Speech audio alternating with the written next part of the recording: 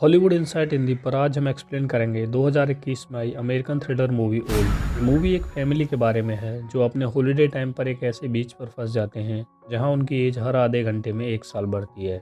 और मूवी के एंड में हमें पता चलता है कि उनके साथ ऐसा क्यों होता है और क्या वो इस बीच पर से जिंदा बच पाएंगे, देखेंगे आज हम इस मूवी में।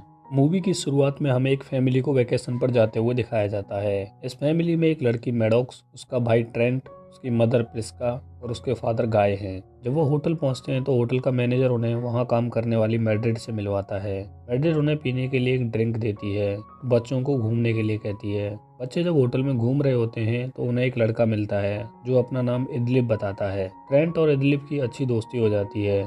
इदलिब उन्हें बताता है कि ये होटल उसके अंकल का है। उसके बाद वो अपने रूम में पहुंचते हैं।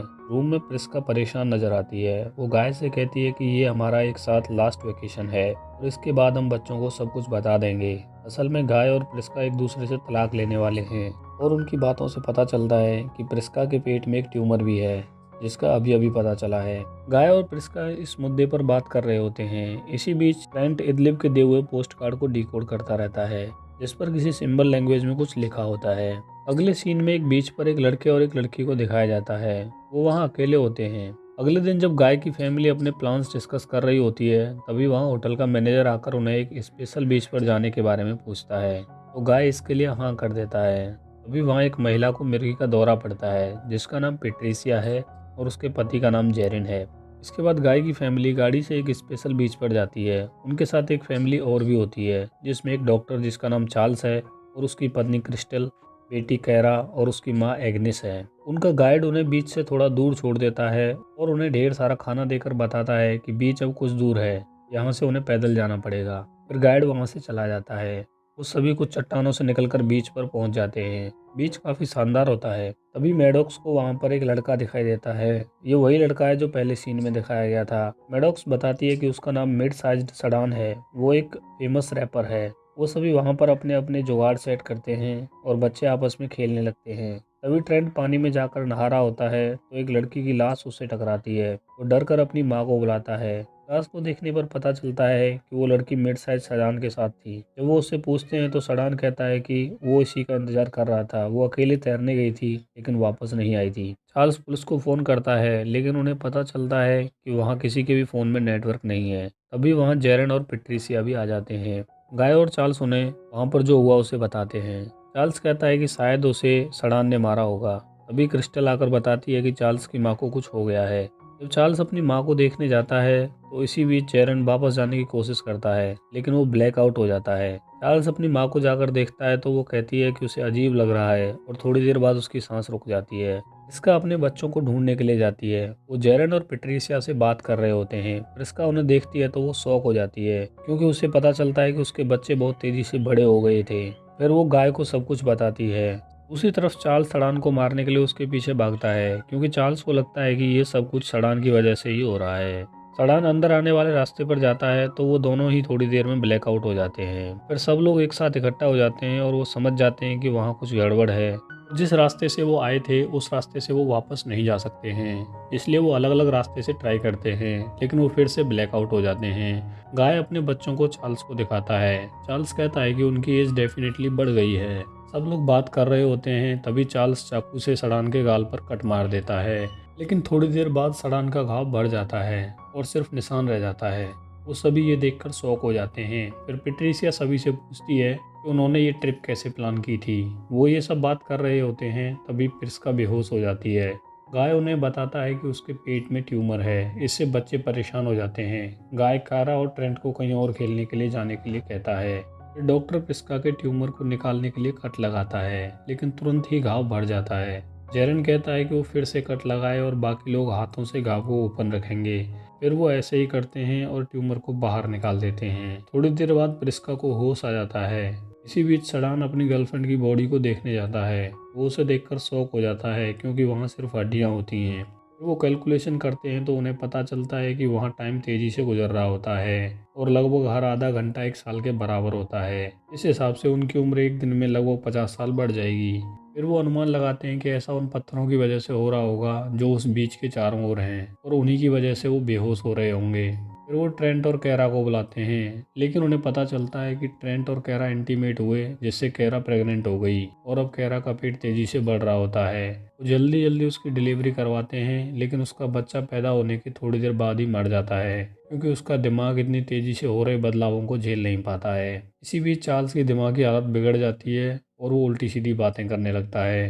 कभी वो मूवीज़ के बारे में बात करता है तो कभी चोरों के बारे में। जैसे ही सब लोग इधर उधर होते हैं, चार्ल्स चाकू से सड़ान पर अटैक कर देता है। जब तक सब लोग वहां पहुंचते तब तक चार्ल्स सड़ान को मार चुका होता है। इसी बीच उन्हें पता चलता है कि कोई उन्हें ऊपर पहाड़ी से देख रहा होता है। उसके बाद जेरन पानी में होकर दूसरी तरफ जाने के बारे में बोलता है और वो चला जाता है। फिर उन्हें पता चलता है कि जितने लोग वहाँ थे, फैमिली में किसी न किसी को कोई ना कोई बीमारी थी।